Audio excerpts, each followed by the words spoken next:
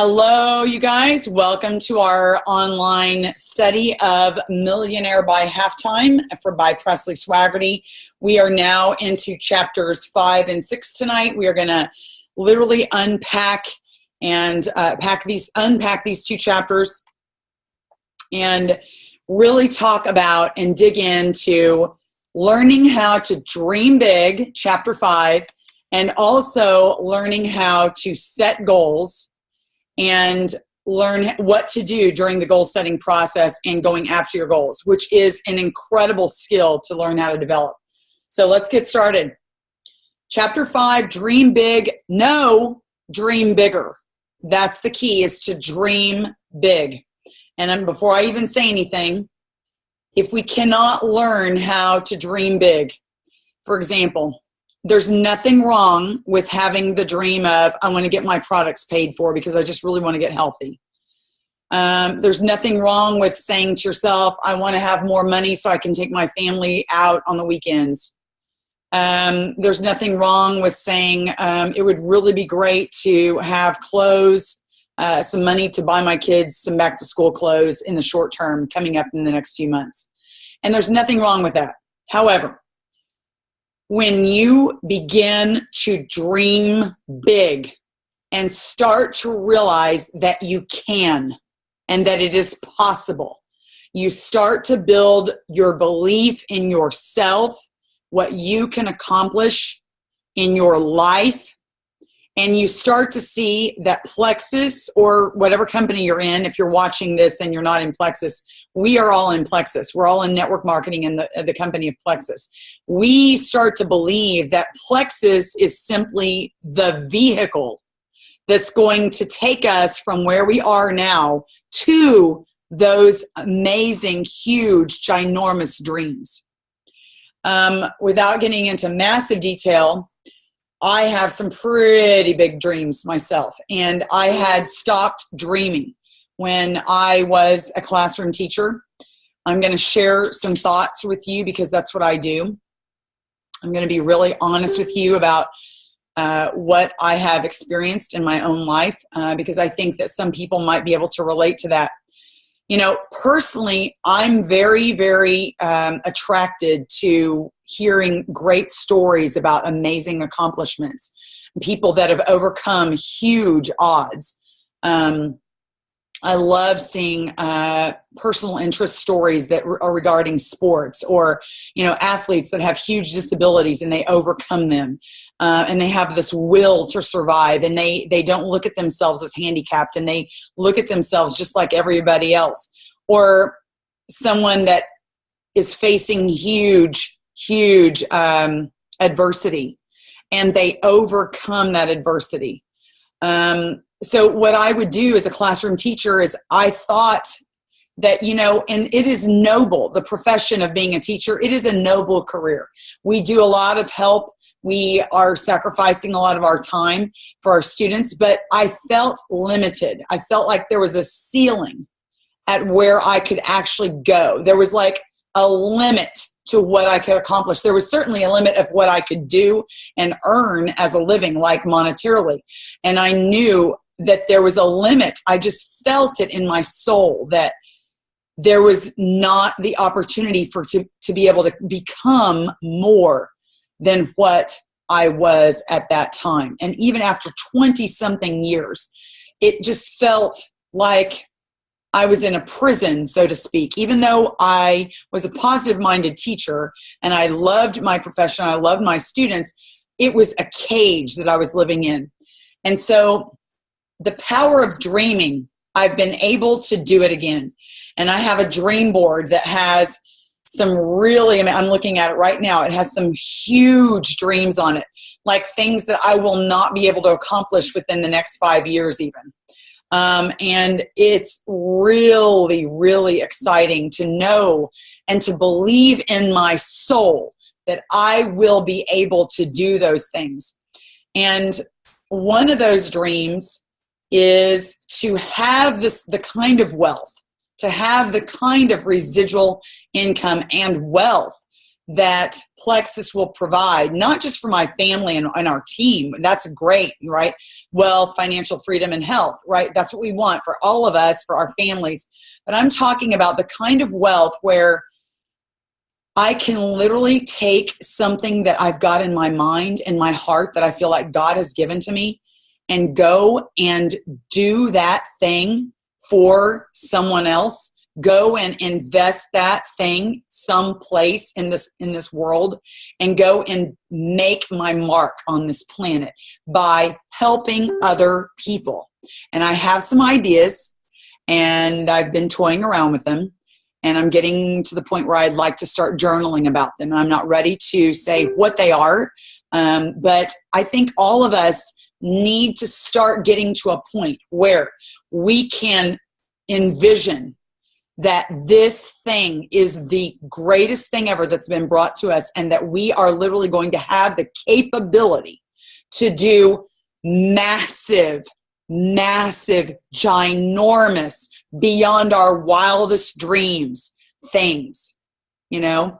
And when I talk about people that are successful and have overcome great adversity, I'm talking about like Martin Luther King, who stood the test of time and was relentless in the storm against in the civil rights movement. You know, I'm talking about Abraham Lincoln, who faced assassination every single day because he wanted to abolish slavery. You know, I'm talking about Dietrich Bonhoeffer, who was a pastor in Germany, who believed very wholeheartedly in the call to promote Christ throughout the country of Germany when the Third Reich came in and took over, and he became a spy against the Third Reich, and he infiltrated against Hitler and got very, very close and ended up doing some big things against the Third Reich and ended up becoming a martyr. You know, I don't know, and I don't see myself martyring myself, but I want to sacrifice my life, and I want to sacrifice my time, and I want to sacrifice my money. And if I can put a dream in your heart and make you start thinking that big, because, you know, when we reach out from ourselves and we help other people, it is profound, the kind of thing that it does for us, the kind of blessing that it brings back to us.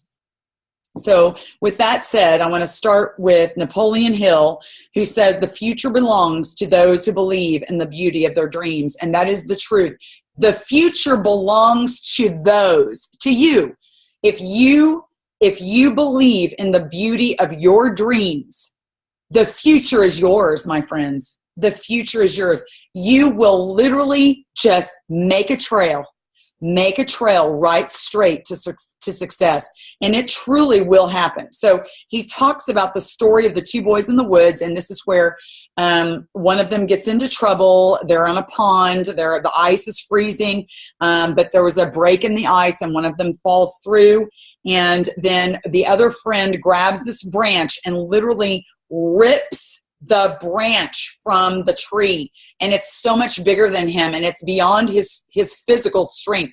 But because he has a belief and an urgency and a sheer desperation to save the life of his friend, he pulls him to safety with this branch, and he saves his life. And the townspeople proclaimed, "Hey, there's no way a little boy could do such a thing." But overhearing this conversation, an old wise man spoke up and he said, "I know how he was able to do it." And he said he could do it because no one was around to tell him that he could not do it. I want to pause for a second because this is what exactly I just harped on. The only thing standing in your way from you being able to accomplish your dreams is you thinking that you can't do something. The moment that you believe that you can do it and you get rid of everybody in your life and all the naysayers and all the negativity that makes you doubt yourself and makes you think that you can't do something and that you can't accomplish something. Get rid of all that and start saying the things that you believe about yourself, even if they're not true right now. Make positive affirmations and start saying them to yourself. And you will believe that you can do anything. And when you do, the sky is the limit. The sky is the limit. And I was talking this morning on our team page about belief. It is the number one building block of success. You have to start off with belief, because if you can't believe, how in the world are you going to dream? How are you going to dream if you can't believe that this is possible, right? So you've been conditioned your whole life. You've been conditioned because we live in a negative society that's conditioned to settle. We're just settling and we're being ordinary. And you know what, guys? Honestly, there's nothing wrong with settling, but it's not for us. We are the dreamers. We are the people that make our mark on this planet. We are the people that want to influence others. And so it's not okay for us to settle. There's this, who is it that said this? I want to get this right. Is it Benjamin Franklin that said it? I'm trying to remember. That people live with a quiet desperation in their souls. Is that you? Do you live in a quiet desperation? I know I did. And it'll bring me to tears if I talk about it anymore, because we were designed by God to do huge things, things that are beyond our capability, things that are beyond our imagination. We were given the capabilities to do huge, amazing things. And when you are put in a prison and you're put in a cage and you are told over and over, and you're conditioned throughout your whole life to believe and to think about yourself that you're never going to accomplish more than what you are right now. And you're never going to be any more than you are right now. You start to settle, because what else is there, right? Well, we are settled. We have settled in this ordinary world, a society that mocks the dreamers, because they're all living in mediocrity. So they're going to mock the dreamers, and they find enjoyment in our failures. And honestly, guys, they're threatened by those of us who dream. They're threatened by us. And indirectly, they're saying that to you, well, you want to leave me because you're dreaming. You want to leave me. And they don't like you leaving them. They don't like you packing your bags for success and moving in the direction of success. They don't like that, because misery loves company. So how do you get out of this conditioned state that you live in? Okay.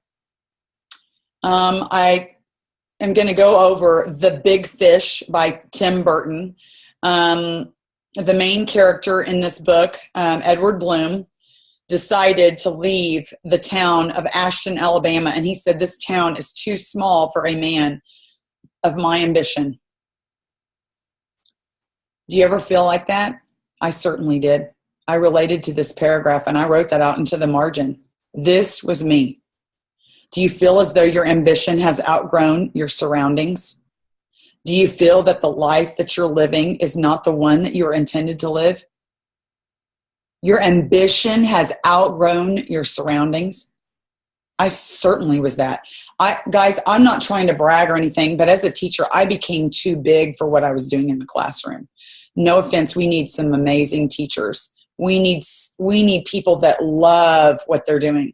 But I'm telling you something, I became more self-aware than I had ever become, and I became more learned and more accomplished in my skills and my trade, my vocation, that I became way too big for the job. And I was paid way too little. And I wanted out so bad, but there was no place for me to go. There was no place to go in education. Do you feel that you were meant for something more? Is there something burning inside that's telling you that you can be and that you can have more. Some people seem to be content with living small lives of mediocrity. They make excuses why their life didn't work out for them. And they talk about things that they used to do and they live in the past, right? And this guy named Robin Sharma says, potential unexpressed leads to pain. And that's where I felt. I was like in pain because I couldn't move beyond where I was at. I had reached the ceiling and then some. So the truth is that you have a dream. You have something inside you, a potential begging for expression. You refuse to live small, and you have a dream for what life should be like. So take heart. Take heart. Understand.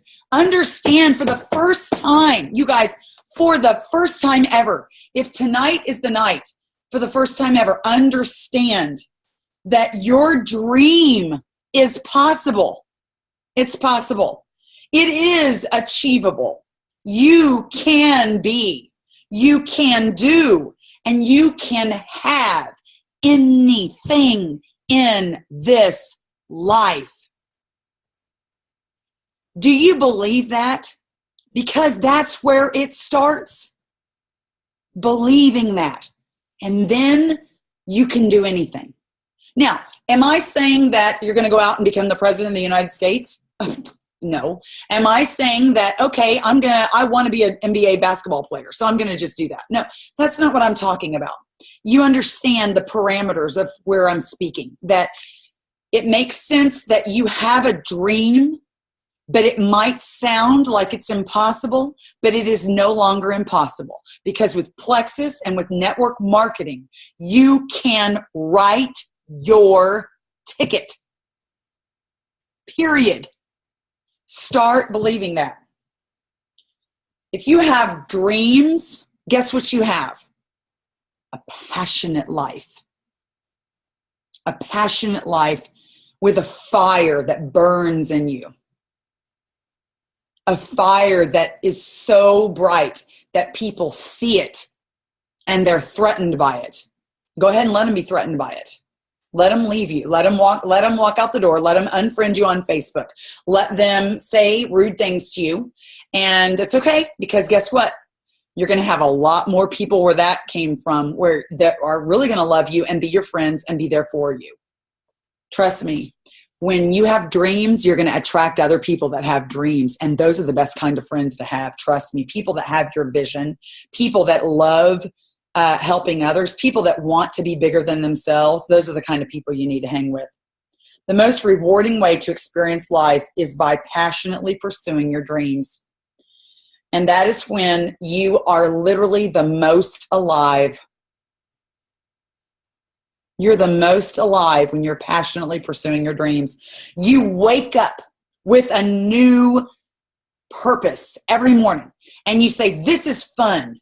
This is my day. This today is going to be the day that something great happens. You wake up with a sense of expectation, right? Knowing that something great is going to happen. And if you have ever had that feeling at all, then guess what? Get to work on your dreams. Get to work on them. When you have a dream that motivates and inspires you, and you are in hot pursuit of that dream, you will have a totally different outlook on life. You will start to think that you can do anything. You will have this way about you when you talk to people. And you will say to them, it's just a matter of time. You're going to join me. And when you do, everything will change. I mean, you're going to speak with belief in your heart when you talk to people. And they will believe you. They will believe you. You're going to talk to them about things that are not yet, that haven't happened. But they will believe that those things are possible when they talk to you, because your passion is so contagious because of your belief. And your dreams are the root of that passion, right? So George Bernard Shaw says, and I hope I said that, George Bernard Shaw says, some men see things as they are and say, why? Why? Why is it this way? I dream of things that never were and say, why not? Why not? Boom, right? That's the way we need to think. I ask them to tell me about their dreams, says Presley Swagerty. I ask people to tell me about their dreams, and I've experienced this too when I sponsor people into the business, and I ask them, hey, can you tell me what are your dreams? And they're struggling. They can't think of anything. Well, I want to pay my mortgage. Okay, let's keep going. Yes, we need to pay your mortgage. Well, I want to get out of debt. Okay, that's great, and we need to do that. That's got to happen, because if you're not out of debt, you can't do anything else, right? But let's start dreaming. Let's start dreaming. Get bigger than that. They can't dream because they've settled. Their dream mechanism in their brain is turned off. It's gone. It's dried up. They can't dream anymore. They've lost the capability. They let the world beat them down. And they've had their friends and family tell them that they weren't being realistic. Oh, that's a lovely word, realistic. I love to use it. You know what? I need to quit using it so much. You know what? I'm not pessimistic. I'm just realistic. How many times have we said that? I've said that a lot. I'm not pessimistic. I'm just realistic. There's a time to be realistic, and then there's a time to dream. And people have given up on their dreams. Presley Swagerty says, I believe that we were created for success, but we become conditioned for failure. We become conditioned to live in a sense of failure, right? So we don't have to settle. We don't have to. We don't have to give up on our dreams. We don't have to fail at what we do. We can achieve, we can win, and we can change our lives. And by doing so, we can grab on to life's brass ring. Can you see that? Yourself grabbing on to the brass ring of life? You know what? It's possible. And you need to rethink possible. Rethink possible. Rethink that what is possible in our lives. Stop living in the past. Realize that the next chapter in your life is unwritten. You are embarking on a new part, a new chapter in your life. It's literally untraveled. It's unwritten. The path is before you, and you have no idea where it's going to take you, but you know it's going to be amazing. I love it. I love it. So what are some examples of people willing to rethink possible? Well, the founding fathers is one example, because these people, dreamed about freedom from England. They lived in quiet desperation. Thomas Jefferson was the author of the Declaration of Independence, and all of these people that signed the Declaration of Independence were farmers, business owners, lawyers. They lost their crops, they lost their land, they had their homes burned. They knew that their families and their very own lives were at stake when they put their signature on that document, that the British were coming for them. They were gunning for them. It's like, here's a bullseye, come and get me. But yet they wanted freedom so badly that they were willing to sacrifice everything that they had, including their own lives and their families' lives, for their freedom. Because man will not live in a cage. We can't live in a cage where we don't have freedom. And that's why we love the country that we live in. Living inside of a republic. They had a burning desire of the founding fathers to live a life free of tyranny and oppression, led by the signing of Declaration of Independence. The founding fathers of the U.S. were not afraid to rethink possible, and because of their courage and action, what happened? The United States was born, and we have this amazing country. Because they were so brave to rethink possible. instead of thinking we just have to live here in this colony and we have to be owned by the British and we have to be told how much money we can make and we have to be told where our crops are going to go and we have to be told what we can do with our time and what we can't do with our time. And that is not freedom. And they were willing to do everything to sacrifice in order to get their freedom. NASA had a scientist named John Callis. In 2003, he sent rockets carrying 2 rovers 34 million miles into space, the planet Mars, called 2 rovers were called Spirit and Opportunity. He was able to rethink possible, and that was the first time anything was sent to Mars, sending back data and pictures to scientists on Earth. Sir Roger Bannister, he broke the 4-minute mile, right? Everybody says it's impossible. The human body just can't break the 4-minute mile barrier. It's impossible, physically impossible. We can't do it. And then, what did he do it? He did it on May 6, 1954, and 3 minutes, 59 seconds, 0.4, right? And guess what happened after that? Because he showed everybody that was possible, guess how many other people in the next 10 years did it? 336 other runners broke the 4-minute mile barrier. That's right, because he said, guess what? Rethink possible. It can be done. We are humans, but we can do anything if we set our minds to it. And he showed everybody that. Philadelphia Eagle, Vince Papale. I hope I said that right. At the ripe old age of 30, which is old in NFL terms, right? He not only made the team in the NFL, the Philadelphia Eagles, but he also was voted team captain. There was a movie made. Disney made a movie called, Invincible, right? He became the oldest rookie with no college experience to make an NFL team. Another amazing example in education was a man named Jaime Escalante, and he was a scientist and a mathematician and engineer, and he had a huge income, and he decided that he wanted to change education in East LA. And so what did he do? He quit his massive job in the IT business back in the mid-'80s, and he became a teacher. And he took some kids from the ghetto, and he started with one group of kids and then the next group of kids the next year. And talking about gangs and violence and all kinds of odds and adversity. And he taught them to believe that they could pass that AP calculus test. And they believed in him and they practiced and they did everything he told them to do. And then guess what? What happened after he started setting that precedent with that one class?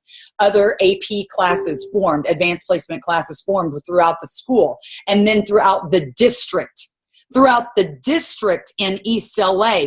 And AP program after AP program after AP program, and thousands of kids graduated with college credit in AP calculus. In East LA, the gang-riddled central hub of violence and drugs. One man, Jaime Escalante, I love him. Colonel Sanders talks about how he took $105 from his Social Security check and started the now famous Kentucky Fried Chicken. He left an amazing legacy for his family. He endowed a trust fund that has given millions of dollars to help charities and fund scholarships. And here's the deal. If you're going around thinking that these stories are nice and that's for other people but not for yourself, well, guess what? Presley Swagerty, and I'll join him, bull. That's what he says, bull, okay? You can do anything that you want to do if you are willing to get out of your comfort zone and work hard. Get out of that comfort zone. If you're afraid, I don't care. Fight off your fears and do it afraid. Get outside of your comfort zone and work your tail off and see what happens. Donald Trump, the billionaire, says you have to think anyway, so why not think big? If there were no stopping you in your success and you could have and do anything in your life, what would it be, my friends? What would it be? Start thinking about that. What would it be? Successful people form a clear picture, a clear vision of what their dream looks like in their head. And then guess what? They put it on paper. Have you put it on paper? Have you written your dreams on paper? Have you written your why? You know, in our team page this month, That's one entry in our contest is 2-page, single space, written why. I don't think it says single space, but I'd like to see single space instead of double. I'd like to see you write. Don't make me a list. Write about how you feel about the cage you've been living in for years. Talk about that cage. What does it feel like? What does it smell like? What is it like to live in that prison every single day, believing and thinking that you can never do anything that you put your mind to? And then talk about the things that you want to do, the things that you believe in your heart that are possible, and describe in grave detail, what does it sound like? What does it feel like? What does it smell like? And what does it taste like to live every day of that new life in that dream that you're going to accomplish? That's what I want to see written down on paper. And if you can, get yourself a dream board.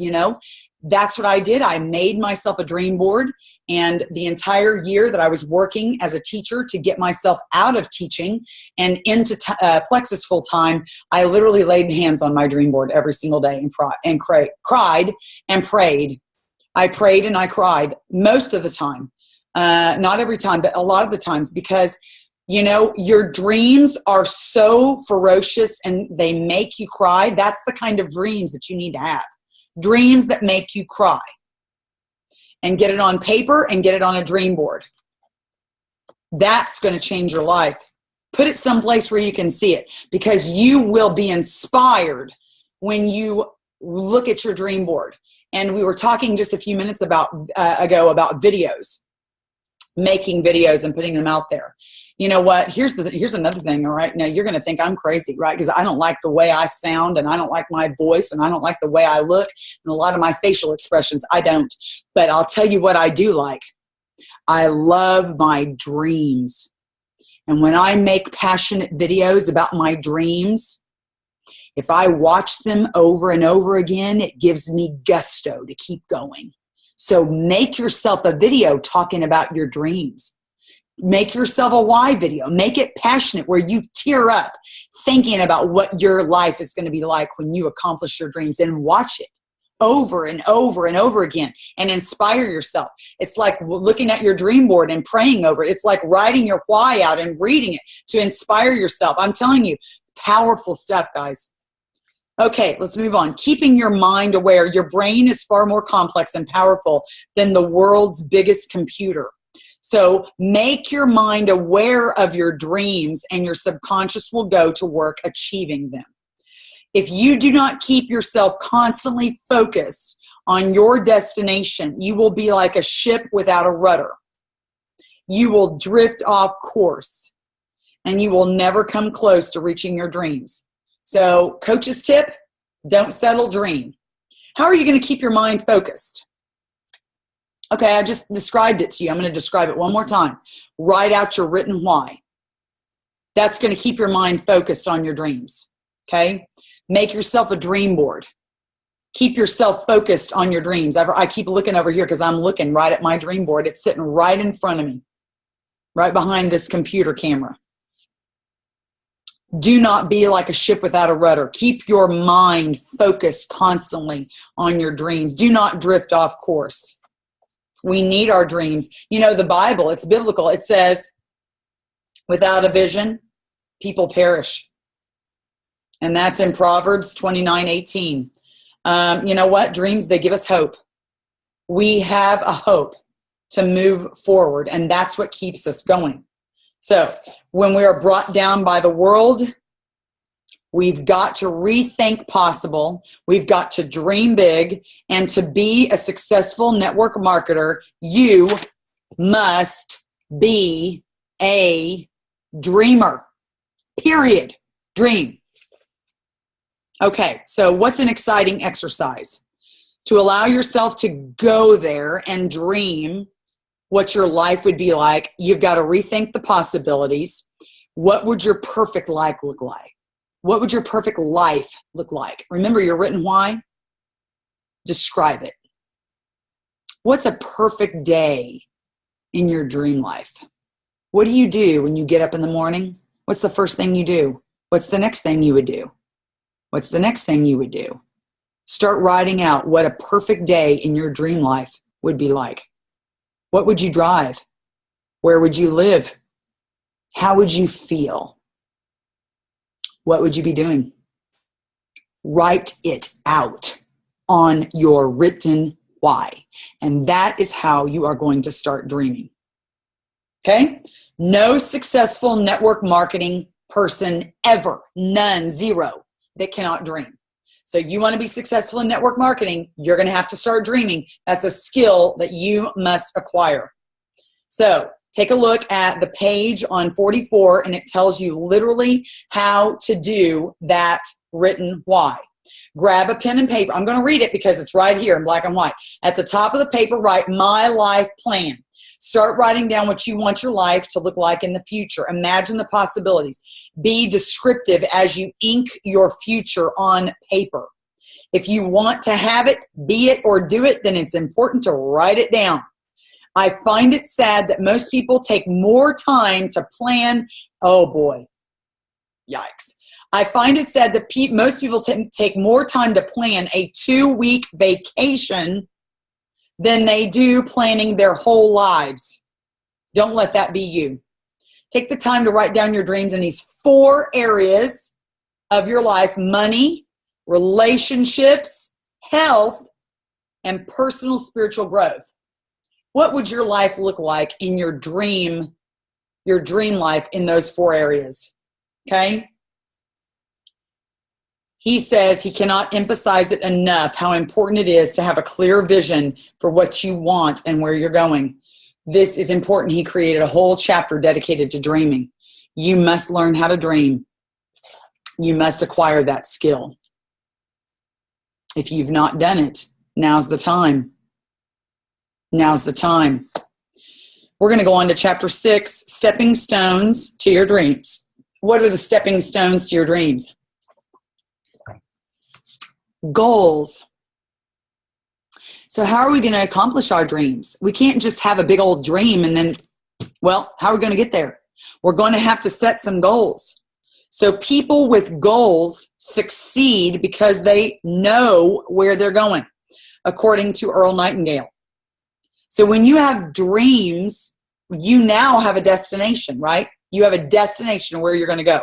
But goals are the pathway to reach that destination. So with the dreams, you've created your destination of where you want to end up.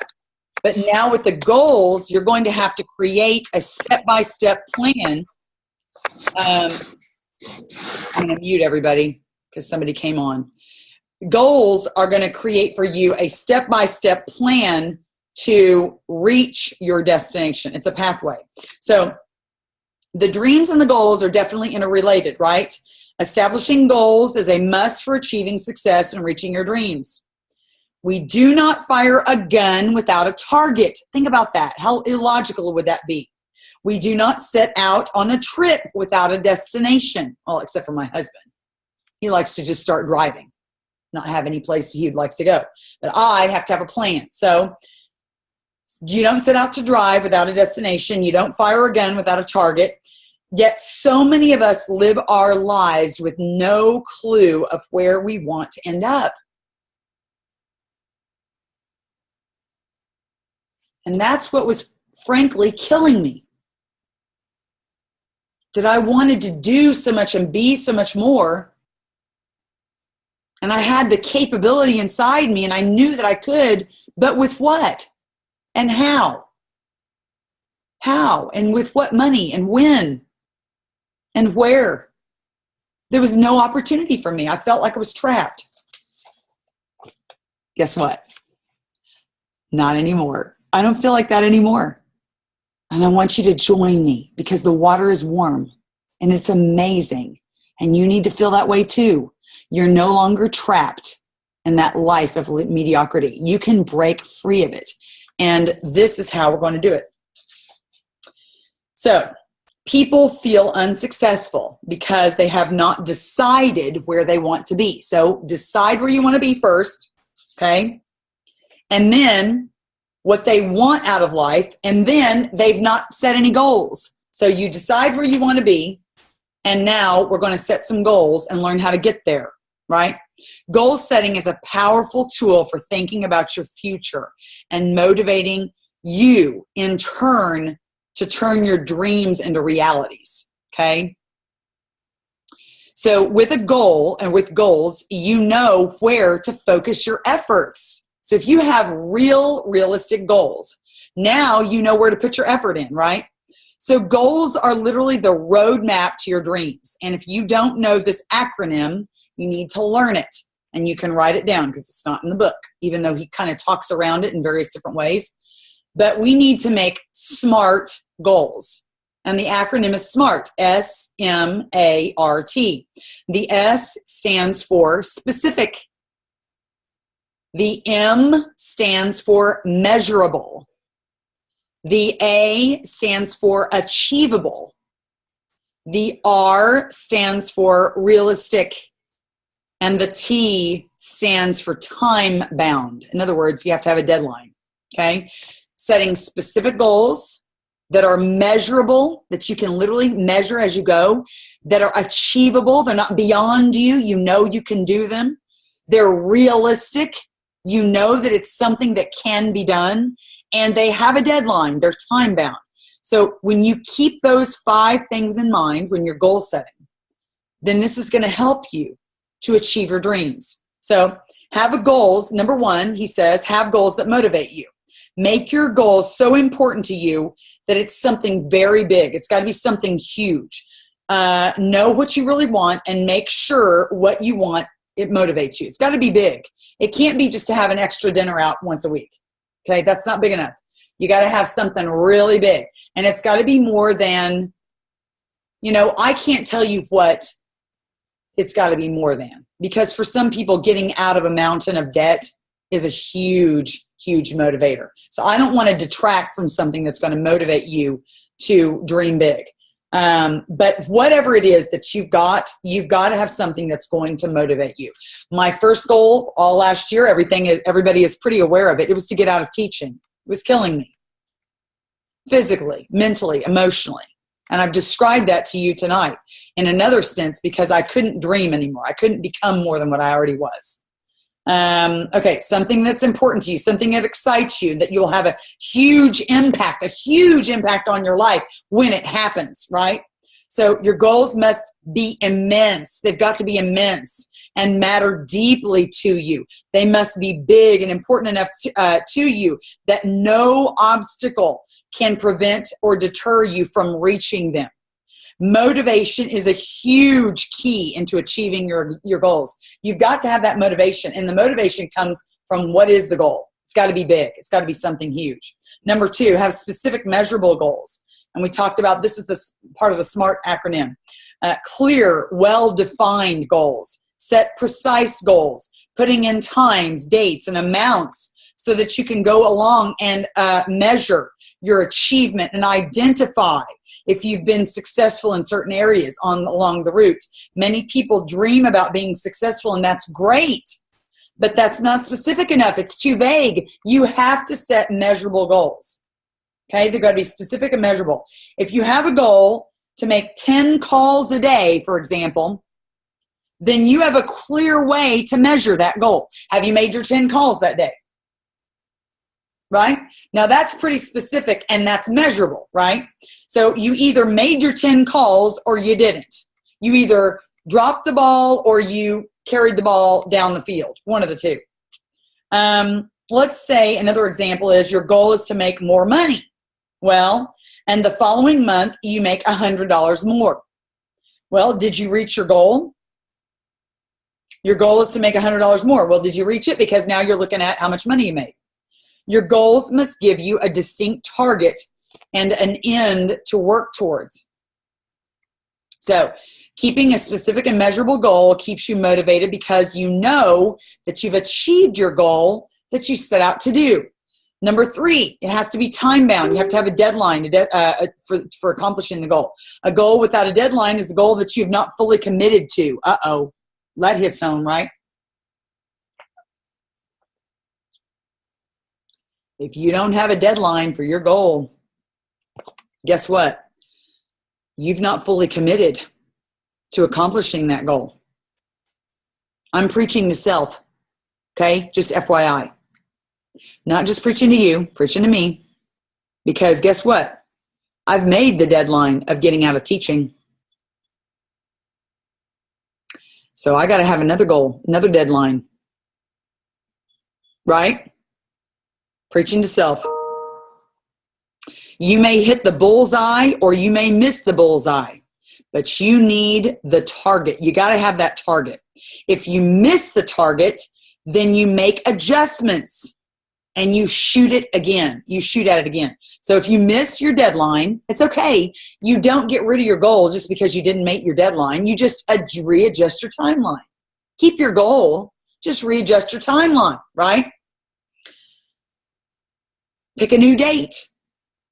Get going again. You pick a new date and get going, right? So if you aim at the moon, right, but you don't hit the moon, you maybe are like 50 miles away from the moon, well, guess what? You still achieved a lot more by aiming at the moon and missing than if you had not aimed at the moon to begin with. So set that bar high and aim high. Number 4, have an action plan. Oh, and by the way, I forgot something. Your goal needs to have a sense of urgency. Without that deadline, you're not going to have a sense of urgency. You can't just say, well, whenever it happens. It won't ever happen, guys, if you just say, well, whenever it happens. Because a deadline is going to give you that sense of urgency. Okay, have an action plan to reach your goals. This is number 4. Get a plan of action. What are the things you're going to specifically do to reach your goals, okay? No other skill will help you more in fulfilling your potential than this step right here. And it's often overlooked in the process of goal setting. So if you have big goals, they can overwhelm you. And so what you're going to do is you're going to make a series of small, achievable goals. Divide it up. Make them small. Sometimes our goals seem so overwhelming and we rarely see them as a series of small, achievable tasks. But in reality, breaking them down, a big goal into smaller tasks and completing them one at a time is exactly how any big goal gets reached. So you've got to break it down into small parts. How do you achieve a huge goal? You accomplish it one step, one task, one measure at a time. After you decide what you really want and set your measurable goals with specific time frames, then the next step is to determine all of the individual little steps that you're going to take to accomplish your goal. And here are the steps. You ready? Number 1, make a list of everything that you can think of that you're going to need. What are you going to need to reach your goal? What will you need? Number 2, prioritize. Organize your list that you just now wrote by priority, okay? What is the most important task or activity that you've got to accomplish first? Make that the first thing that you do. What's the second most important thing that needs to get done? Then do that next, and so on and so forth. You get the hard things done first. Number 3, organize your list by sequence. What must be done before something else is done, okay? You can look at your list and you will know logically that there are certain things on your list that you're wanting to accomplish and get achieved, but that you can't do this one thing until this other thing is done. So guess what? That's a clear definition for you as to what is going to be in your specific list of priorities in getting things done. Number 4, revisit and revise your plan regularly. Revisit and revise regularly. As you are reviewing your goals, the achievement of the smallest goal is something to be excited about. Just accomplishing the smallest thing. It shows that, guess what? You're making progress. You're going in the right direction. You're getting there. But if you need to change a goal, do not consider it as a failure. It's not a failure to change a goal. Just consider it a victory because you had the insight to realize that there was something better for you, that you needed to change that goal. And you knew in your mind and in your heart that you needed to change it. So that is growth right there. So major goals are like a planned project. You've got a project, and inside that project, you have many steps that have to be accomplished. And that's really what major goals are. It's like a big project that you're planning out, and it has steps that are defined inside of that project, okay, with clear deadlines. This is a skill, guys. It's a skill, and a lot of people, almost everybody doesn't do it, okay? So yours truly has to learn it, and I've already started doing it. I started it over a year ago, making goals with deadlines, measurable, realistic, within that SMART acronym. And, I have to say, it's probably the first time I've ever done that since college, because I had no reason to do it otherwise, except for to maybe get healthy and lose weight at one point in my life, to eat clean, to get to the gym certain numbers of times a week, to lose certain amounts of fat on my body. I mean, I've had goals.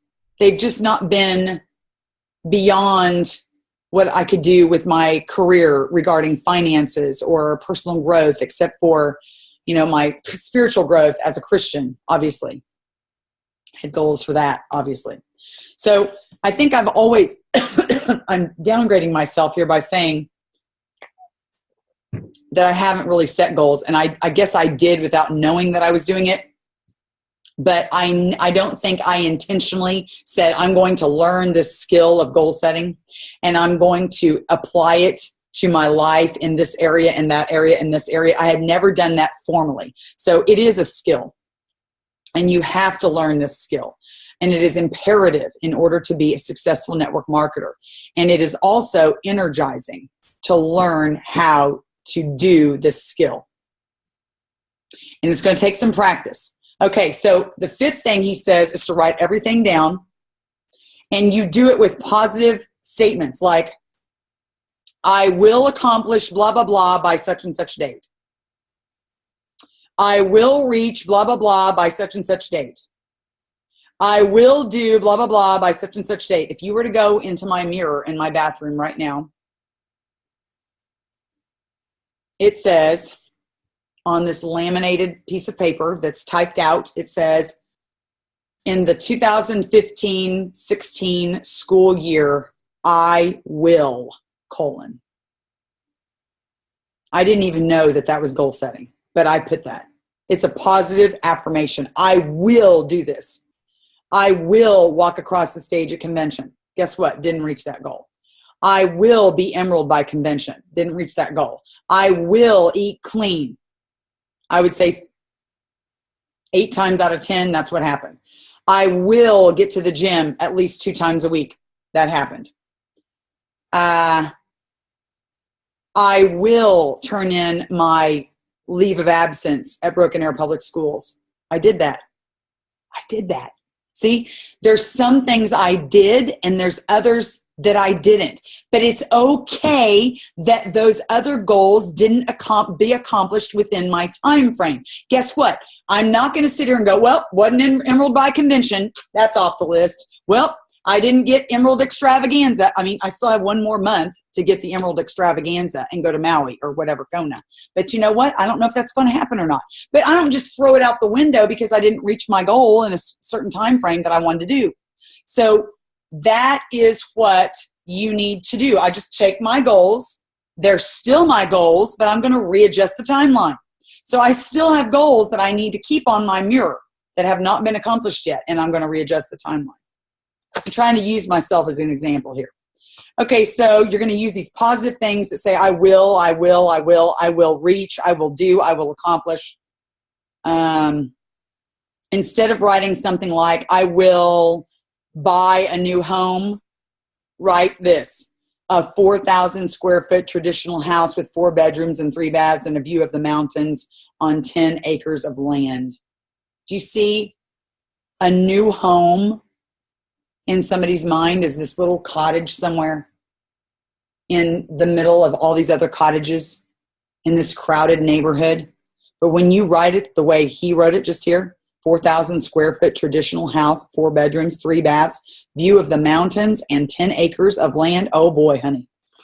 Now we're talking. That's a goal. That's a real big goal. So you're giving your subconscious mind a detailed set of instructions to work with. So now you can start to think that, and you can start to believe that every single day when you're looking at that goal. You have within your brain an organ that's called the reticular cortex. I had never heard about this when I read it.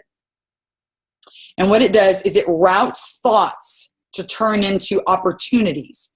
It reroutes your thoughts to turn them into opportunities. And that makes you aware of the ways to succeed. So when you send a goal message to your reticular cortex in your brain, it starts to make you intensely aware and alert to people, information, opportunities, circumstances, and your environment. It sends any goal message to your reticular cortex. It causes your reticular activating system to make you alert to all the possible ways to make your goal a reality. In other words, you start to see some doors open that you might not have seen before. You write them down and you start to put deadlines next to them and you start to work towards them and you divide them up into small little pieces. Your brain will start to look at that and say, well, I know how I can get that done. I just had an epiphany. I can do this, this, this, and this, and that'll help me get there. You're going to start to think about these different opportunities that you'll have. Number 6, take action daily. Take action daily. Okay? What's the rule of 5? The rule of 5. Every day you should do 5 things that will help you reach your goals. That's taking action daily. What are you doing every single day to work on your dream? That's a Les Brown quote. I've heard him say it 1,000 times. What are you doing every single day to work on your dream? Are you reading a new book? Are you acquiring a new skill? What are the new people that you've met lately? Are you working on your dream? Are you doing things to work towards your goals? So do 5 things to help you reach your goals in that direction every single day. Take a plan. Make an action daily plan. Number 7, never give up, never quit, right? Resolve in advance that you will persist until you succeed. That you will overcome every setback and problem until you achieve your goals. You will never give up. Difficulties come not to obstruct you, but to instruct you. To instruct you. In other words, teach you a lesson, right? You're going to learn something from you not accomplishing something, or from you having a setback, or from you failing maybe on your way to reach your goals. Resolve to learn from every experience, because any type of experience is a learning experience. Trust me. So this leads me to the Trey Dyer bike ride. And when the famous, amazing, beautiful, accomplished Sarah Marble taught this chapter to her team, and she has thousands on her diamond team, I'll never forget when I watched her read this. And it was so exciting. And I thought, finally, I can do this. And this is before I had ever set my goals for the beginning of last school year. She was teaching this book to her team. Trey Dyer is a presidential director in our company, says Presley Swagerty. And he is the Yoda, the master of goal setting. The master, right? And he says, to set a goal, it's going to need to require you to stretch, to grow, to sacrifice, and to become more than you are now. If the goal is too small, then you will not be motivated to stretch. So set a goal that will inspire you and ignite your passion. So he set off on riding the MS 150, which is a huge, huge bike riding expedition for the National Multiple Sclerosis Society. It's for a great cause. And his friend Richard told him, well, guess what? It's like a joy ride, and you're going to feel like Lance Armstrong, right? When you ride this thing. So he started thinking, wow, this is cool. Create a world free of MS. It read at the top of the page as he began typing, this was a great cause And even if I hadn't bought in, I knew that Richard had. He'd been after me for weeks to do this thing. So what if I hadn't been on a bicycle ride since I was in junior high? So what? It didn't matter. Remember, he said it was a joy ride, so far from it, but I didn't find that out until the week before the ride. So what does he say? Make your goals specific. Even if you doubt your ability to achieve your goal at first, write it down and make it specific. And yes, it has to have a deadline. Deadlines give you the sense of urgency that you need to take action. And action is the catalyst that creates the magic. That's right. Deadline creates urgency, and deadline creates a catalyst that creates the magic. 150 miles in 2 days. Houston to Austin. Joyride? Man, you're going to suffer, is what he found out, right? Most of my attention leading up to the ride was spent raising donations from the contacts that I had from my network of friends and business associates. Hey, it's a great cause, was my battle cry. And I raised, just in a few days, 3 times the minimum required to participate. I was so proud of myself, but I didn't make time to actually train for the ride. A couple of weeks before the ride, I took my borrowed bicycle to the shop near my home to get it checked out. The guy at the store asked what I was using it for, and I told him, hey, I'm riding the MS 150 from Houston to Austin. Have you ever heard of it? And he told me that he was well aware of the ride and asked me how much training had I been doing. Training, I asked. Yes, as in how many miles per week have you been riding? He replied. I haven't been doing any. Isn't this just kind of a joy ride? With a look of concern, he said, man, you are gonna suffer. I began to wonder, what have I gotten myself into? So what does he say? Next point, share your goals. Share your goals with someone who can help you accomplish them. Find an accountability partner who has similar goals and someone who will push you and help you make mid-course adjustments. So what did he do? He said, I called my friend Chris, who was also riding, and he suggested that we go on a practice ride. We'll ride down the highway a little while and you can get some practice. We rode 25 miles, and after the ride, I got off the bike and I crawled into the house and I called my wife Sandy and says, hey baby, I'm in trouble. Now I was in a panic. There's no way I can ride this 150 miles. What am I going to do?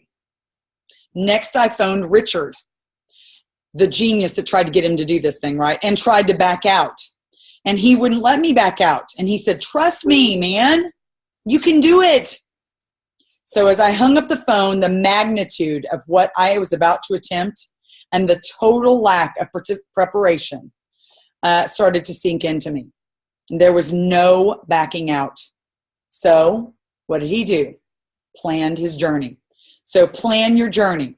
Divide your goal, your big goal, into intermediate goals that you can measure and celebrate. Reaching these goals will give you a sense of accomplishment and enable you to believe that you can reach your ultimate goal. So guess what? Chris and I arrived in Houston the evening before the race, and Richard laid out the plans for the next day. And he said, we'll ride 100 miles tomorrow. 100 miles, I thought, as we were riding 75. I thought we were riding 75 miles tomorrow and 75 on Sunday. Oh no, we're starting with the rest of the team. He said, we will do 100 miles tomorrow and 50 on Sunday. We'll start at the park and ride, and we'll be in Belleville for lunch.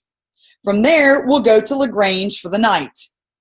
Richard could tell I was becoming really stressed over hearing this. You can do it. LaGrange will be fun. We'll get a great meal and maybe even a massage, he assured me. Chris and I will be right there with you the whole way. That didn't make me feel any better. So what did he do? He defined and committed to his daily activities, okay? That's his next point. You've got to define and commit to your daily activities.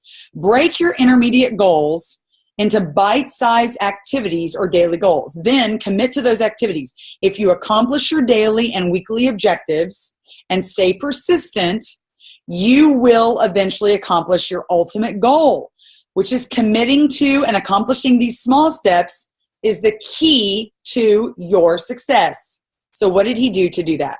The morning of the race, the team gathered in the immense parking lot of the I-10 off of Houston, right? It was still very dark outside and even started to sprinkle as we listened to the team leader's final talk before we pedaled off.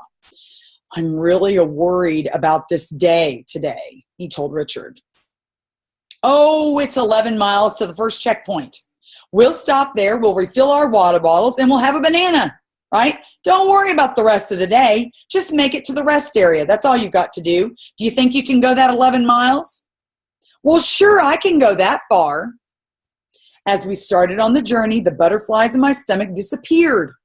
The first leg didn't seem too tiring, and as we pulled into the first rest stop, Richard asked me, "How are you feeling?" "Good.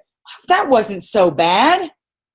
And as we finished our water bottles, he said, "Next stop, 14 miles.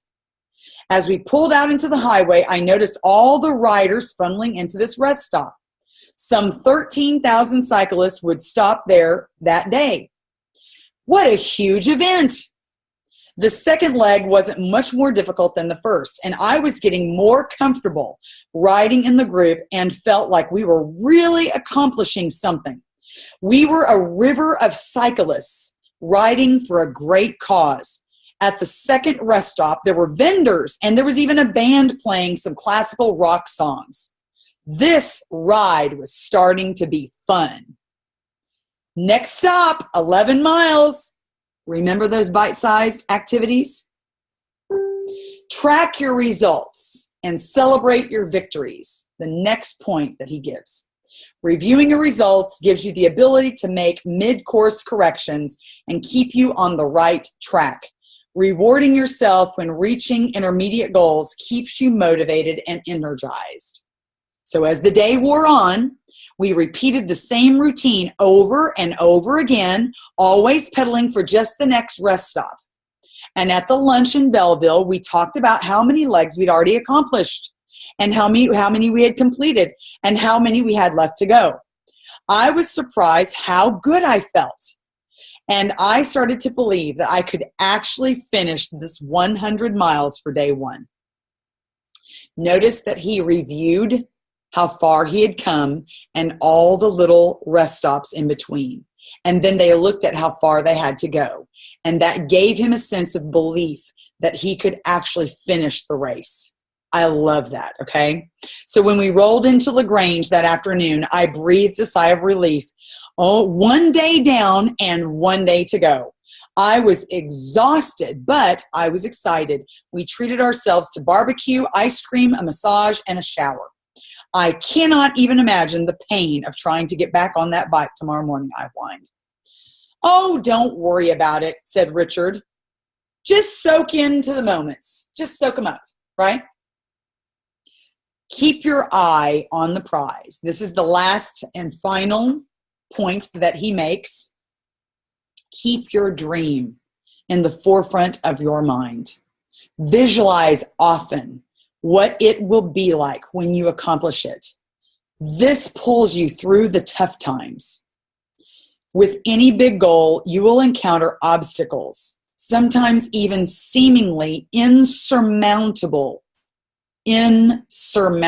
hurdles. Things you think you'll never get over them. A dry spell that is so dry that you don't think you'll ever pull out of it. Okay, relate to that? By keeping your eye on the prize, you can overcome almost anything. That's right. So the next morning, getting back on the bike wasn't nearly as tough as I thought it would be. Hey, today you're going to feel like Lance Armstrong, said Richard, as he clipped in and pushed off.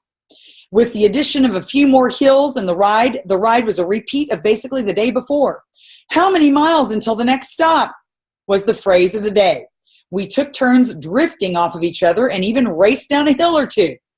Throughout the ride, there were small signs every few miles reminding us of why we were riding. Every few miles, there was a sign reminding why they were riding. Pedaling for a cure. The cure is just another mile ahead, right? Was another slogan. And then at every intersection, there were police that were stopping traffic, always giving us encouragement. Throughout every town, people were lined up to clap and cheer.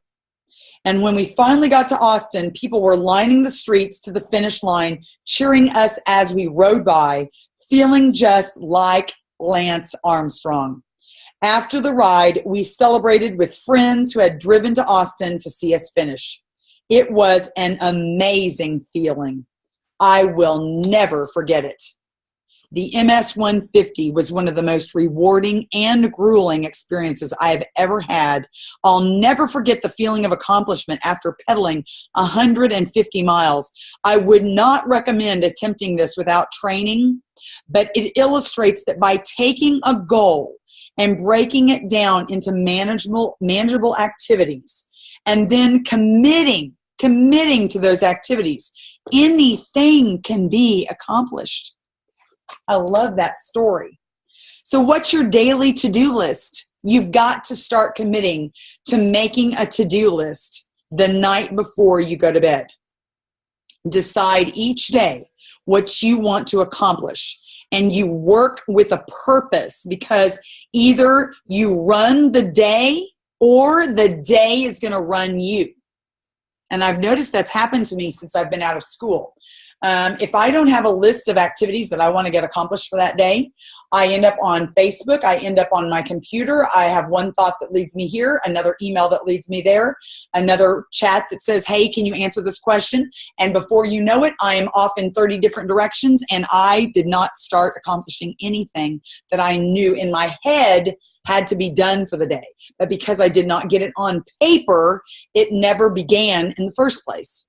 So you have to get your things on paper the night before that you want to have accomplished, no matter how big your day is. You need to write your things down on a list, because either you run your day or your day will run you. Okay? So before you go to bed each night, make a list of everything that you want to accomplish the next day.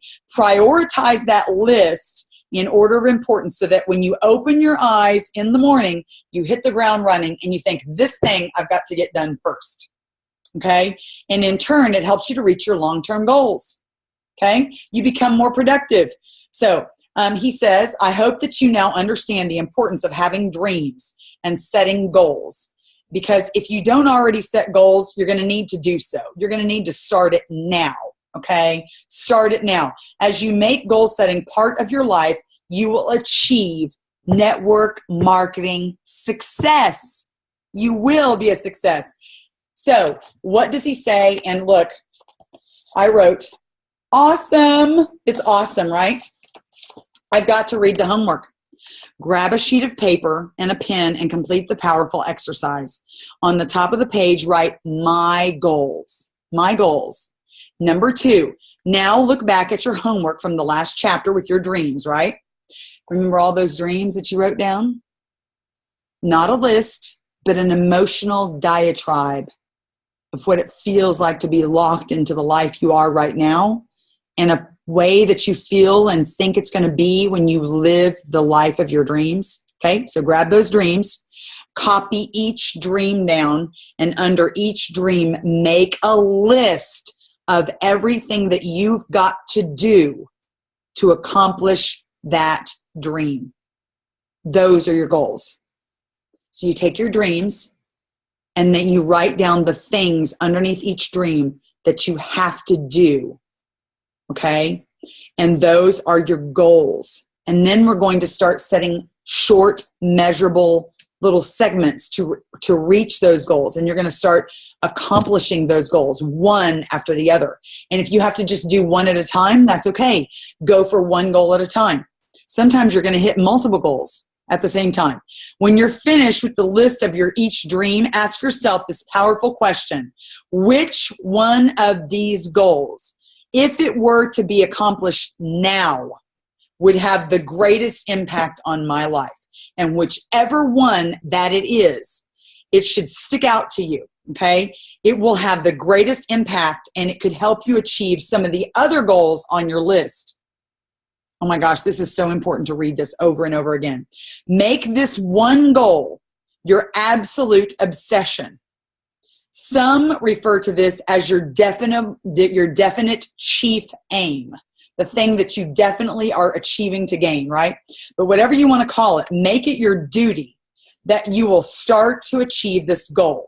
Laser your focus. Put your blinders on. Get serious about this goal and start taking action towards it right away. Write your number one goal in your Twitter feed, and he talks about doing all this and making him aware of what it would be. So that is basically chapters 5 and 6, dreaming and goal setting. I'm going to go to the gallery view. And I'm going to unmute. Here we are. We are unmuted. So what do we think? Wow. Big deal, huh? Huge. It's a lot to think about. Yes, ma'am. I There's think a lot to think about. When you were talking about, step by step, piece by piece, I always think when all of us get overwhelmed by the big thing, the thing that resonates with me is, how do you eat an elephant? Right. One bite at a time. Yeah. And for some reason that grounds me sometimes when you think, when you feel like, oh, wow, one bite at a time. Mm-hmm. That's it. One bite at a time. Yep. This is don't you see, guys, that this is definitely a skill?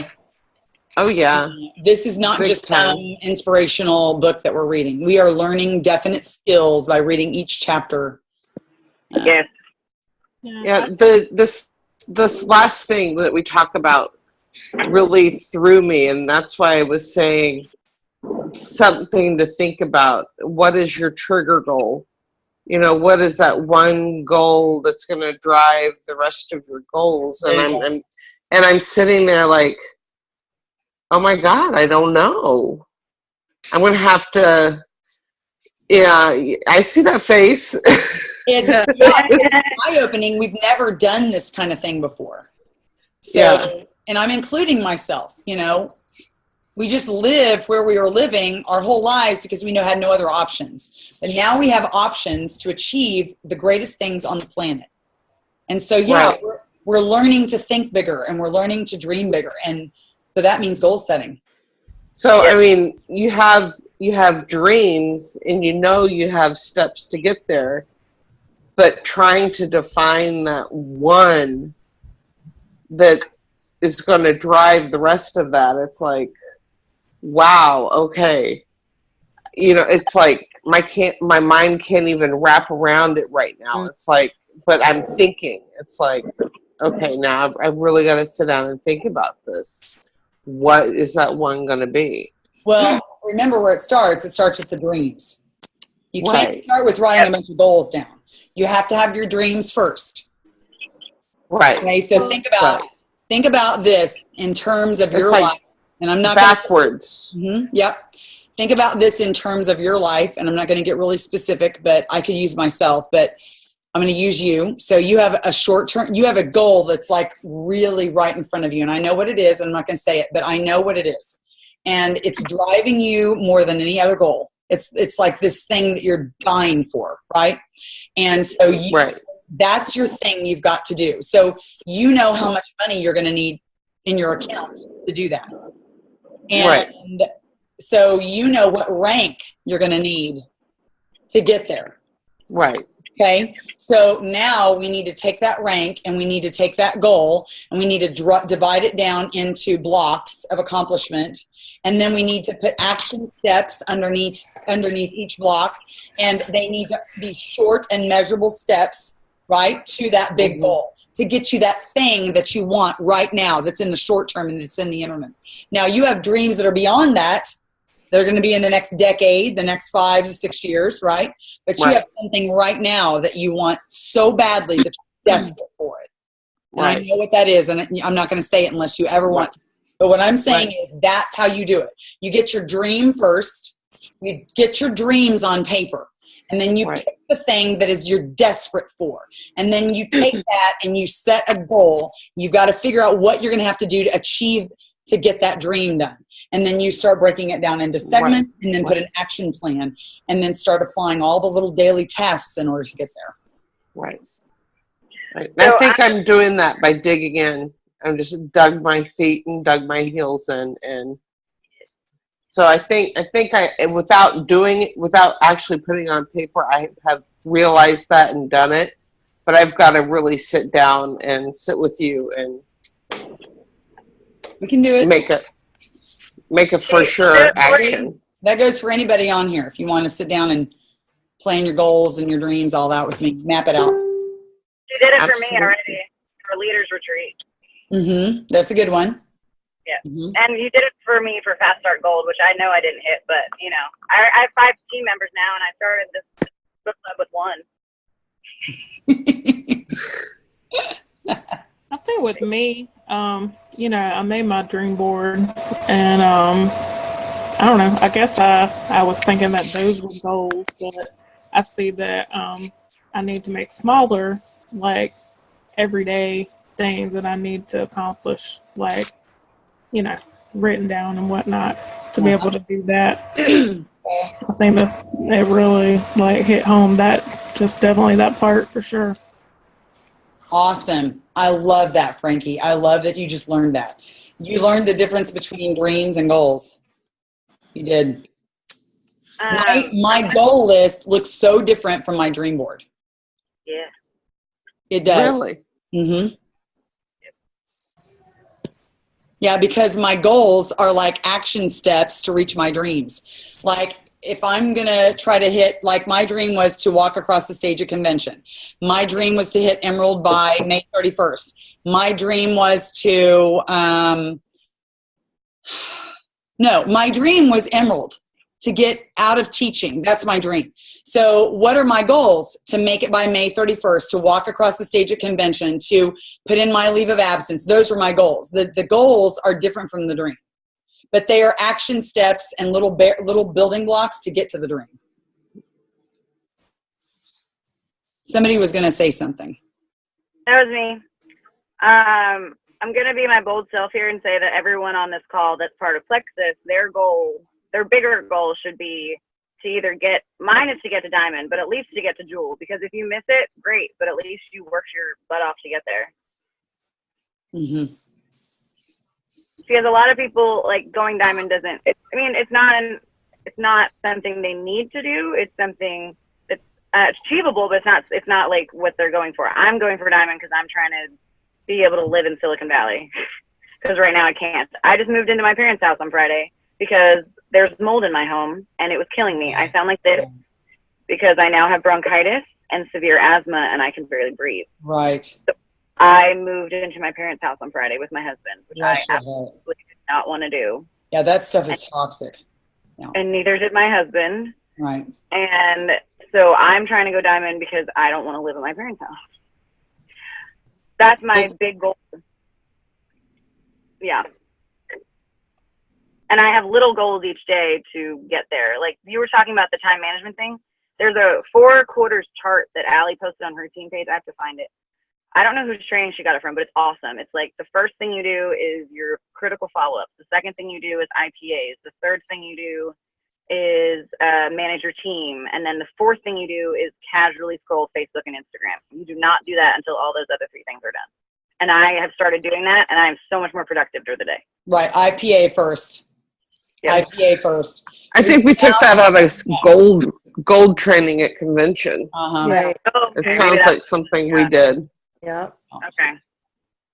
So there's a chart I can try to find and post here because it's really helpful to see it like visually because it breaks down those 3-4 things into smaller, like plexus specific ways. Absolutely. Yeah.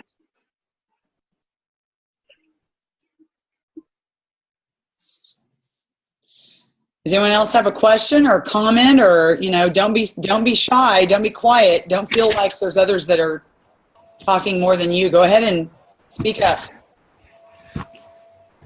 For me, part of the, I think it was in the chapter 5, I wrote down where it says, I find it sad that most people take more time to plan a 2-week vacation than they do planning their lives. And don't let that be you. So that really stood out to me.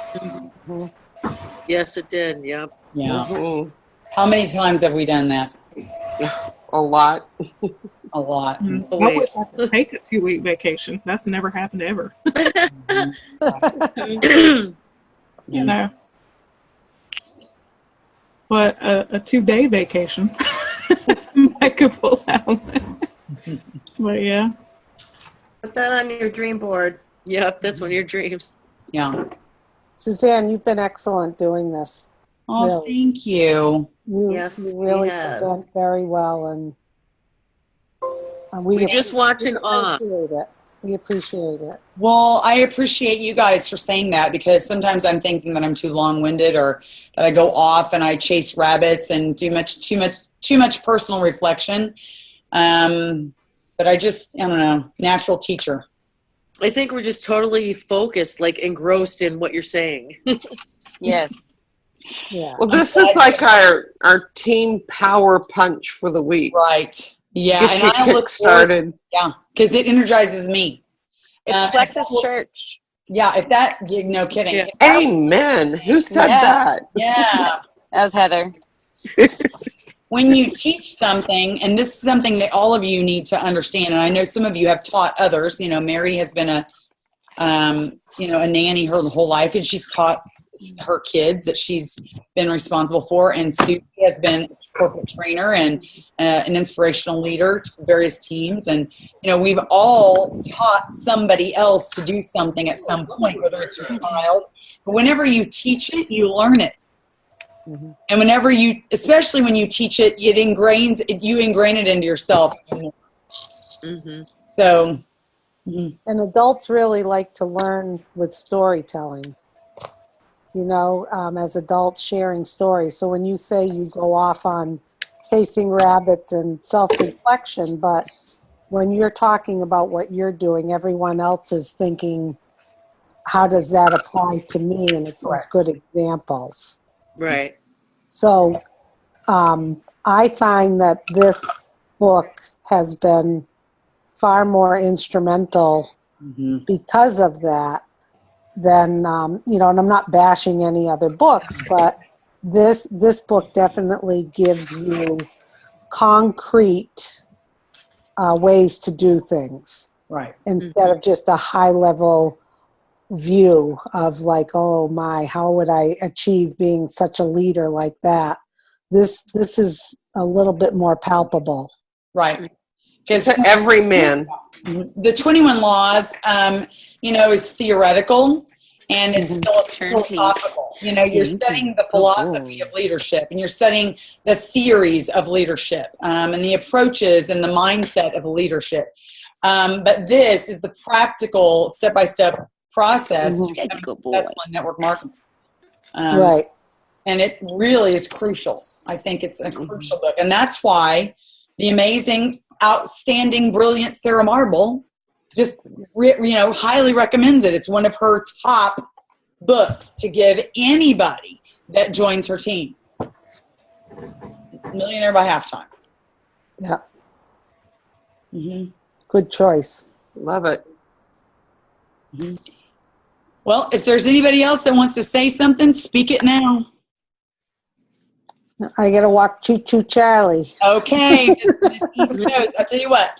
Next week, we'll meet on Monday night again, and we will be doing Chapter 7, which is dealing with hard work and perseverance, and then Chapter 8, which is dealing with starting now, getting going now, not waiting, which so many people like to do.